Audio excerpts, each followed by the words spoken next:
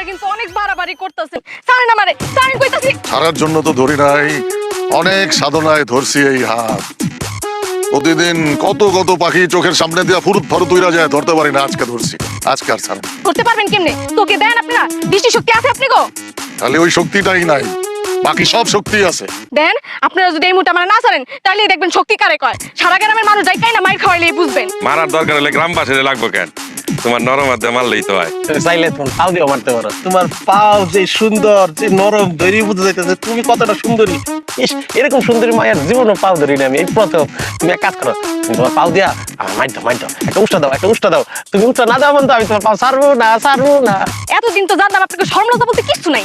পথে ঘাটে দাঁড়ায় থাকেন মাইয়া মানুষ দেখার লেগা, অথচ দেখার মতো একটারও চোখ নাই। এখন তো দেখি আপনাকে জ্ঞান বুদ্ধিও নাই। আমি একটা মাইয়া মানুষ কি আপনাকে তিন কানা মানে তিন ভাইকে একসাথে মন দিতে পারবো? তিনজনের বউ হইতে পারবো? তিনজনের মন দিতে হইব না, একজনের দিলেই হইব, বাকিরা সামলাই নিব। পারবা, দাও মন দাও। দাও